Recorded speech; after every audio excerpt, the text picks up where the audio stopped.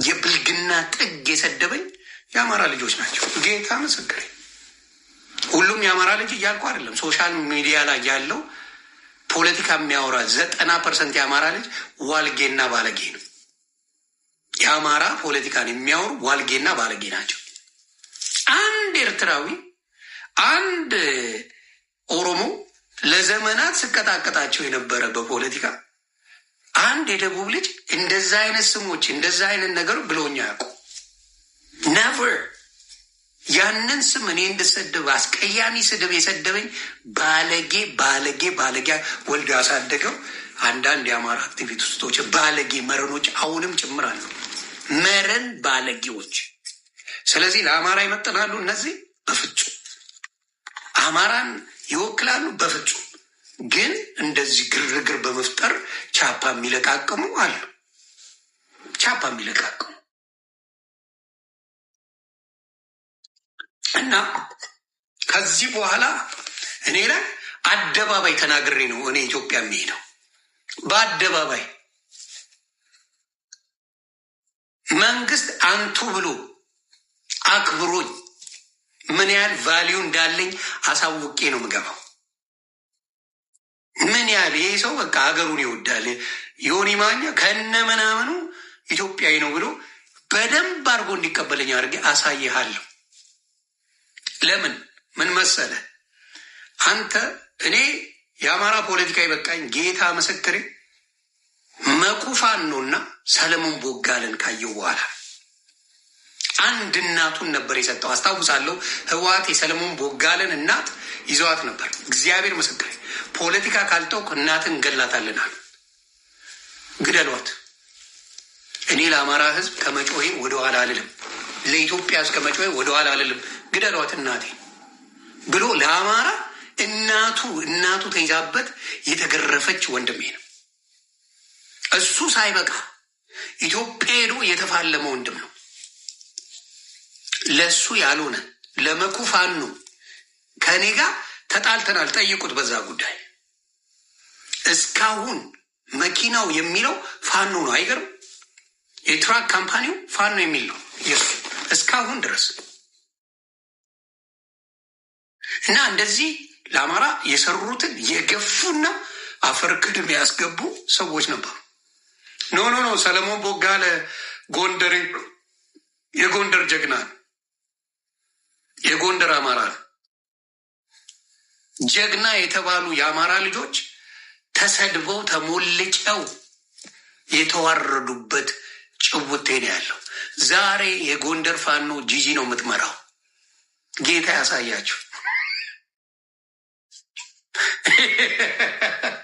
እኔ የጎንደር ፋኖ ነኝ ብላ ዛሬ ፋኖ የጎንደር ፋኖ በሞኒካ ኤርትራዊ ነው የምትመራው። የጎንደር ፋኖ ዛሬ የጎንደር ፋኖ የሚመራው በሚኪ ኤርትራዊ ነው የሚመራው። ደስ የሚል ዛሬ ጨዋታ ነው። ስለዚህ ማስተዋል ይጠይቃል። እውነት ነው። ምክንያቱም ሁልጊዜ እውነትን ከማውራት ማንንም በህይወት የማልፈራው በዛ ጉዳይ ነው። እውነትን ከያዝክ ምንም አትሆንም። የፈለገ ነገር ይምጣ ምንም አትሆንም። ለአማራ ይገባዋል? በፍጹም አይገባውም። ለአማራ ልጆች ይሄን ኦሮሞ ቢሆኑ ሰለሞን ቦጋለ ፋኖ ማለት ነው። ሰለሞን ቦጋለ ፋኖ መኩ ፋኖ ኦሮሞ ቢሆን የትግራይ ልጅ ቢሆኑ ምን ያህል ክብር እንደነበራቸው ይሁት። ለሳይ ደሩ ተሐረሩ በትግራይ ጉዳይ ላይ በህወሓት ጊዜ ሩዋንዳ አድርጎታል። በክብር በየዜናው ስሙን ይጠሩት ነበር። እስካሁን አንድ የትግራይ ልጅ ደሩ ተሐረሩ የሚናገር የለም። አንድ ነው ማወራ።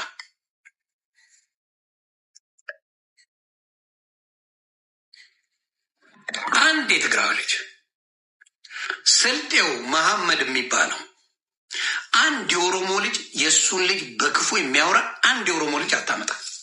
አንድ ስልጤ ነው በብሔሩ። አንድ የኦሮሞ ልጅ መሐመድ ስልጤውን በክፉ የሚያነሳ የለም። ለምን? ውለታ አይረሱማ። ውለታ የማይረሳ ዮኒ ማኛ ኦሮሞ ቢሆን አስባችሁታል? ገለታ ብሆን የዮኒ ማኛ ገለታ ቢሆን ጭራሽ ካናዳን የወሰዱት። ታንኪዩ ሙናዬ፣ ካናዳ ወሰዱት ኦሮሞ ልጆች። የኦሮሞ ልጆች ስልጤውን መሐመድን ካናዳ ድረስ ከግብፅ አውጥተው ካናዳ ወሰዱት።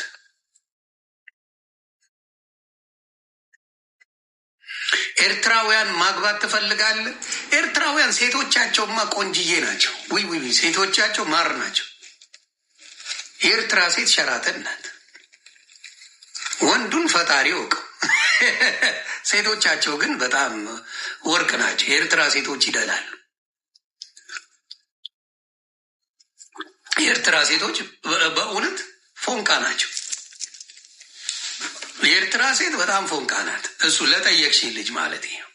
የኤርትራ ሴቶች ማር ናቸው። ጌታ ሞር የሚያገቡት ኢትዮጵያውያንን ነው። የኤርትራ ሴቶችን ካየ 90% የሚያገቡት ኢትዮጵያዊ ነው። ኤርትራዊ ሴትን ካመጣ የምታገባው ኢትዮጵያዊ ነው።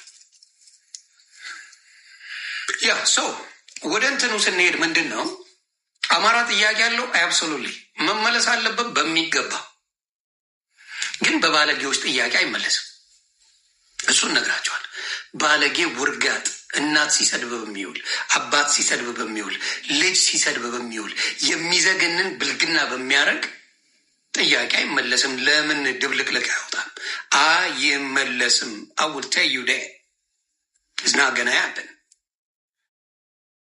አይመለስም። በባለጌ ጥያቄ መንግስት የአማራን ጥያቄ አይመልስም። this is the truth። በጨዋዎች ግን ይመለሳል። ምናልባት ዮኒ ማኛ ቢጠይቅ ይመለሳል፣ ግን አልጠይቅም። ለጊዜው ባለጌዎቹን ሲያሳርፉ እንጠይቃለን። እኔ በጠይቅ የሚመለስ ብዙ ጥያቄዎች አሉ። አልጠይቅም። ባለጌዎቹ ይቀንሱ መጀመሪያ ብቃት ይላል ነው።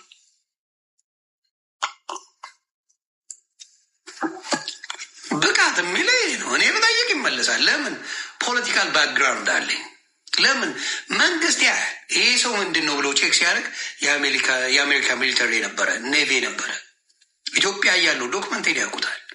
ከአንድም ሁለት አንድ ዲፕሎማ አንድ ዲግሪ ያለው ሰው አሜሪካ ሲመጣስ ምንድን ነው? ጉግል ያደርጉታል። ጉግል ሲያደርጉት የዮኒ ማኛ መረጃ ይወጣል። ጉግል ስታደርገኝ ኢንፍሉዌንሻል ብሎ ያወጣልሃል። there's a lot of things you can talk about me። በምን ጉዳይ ነው ሲታገል የነበረው? በኢትዮጵያ ጉዳይ ስትል ከድሮ ጀምሮ ያለውን በኢትዮጵያ ጉዳይ የማልደራደርበትን ይዞለት ይወጣል። ናው ስለ ኢትዮጵያ ብጠይቅ መልስ ይሰጠኛል። አየህ፣ ችሎታ ሲኖር እንደዛ። ችሎታ ከሌለ በቅ እዚህ ላይ ብትል ማንም መልስ አይሰጥህም። ማንም መልስ አይሰጥህም እያልኩ ነው። ስለዚህ ለጊዜው ጥያቄው ተገቢ ነው ብዬ አላስብም። ገና ባለጌዎቹ ሲከስሙና በስርዓት ይዘው መኖር ሲጀምሩ የዛኔ ጥያቄ ይመለሳል።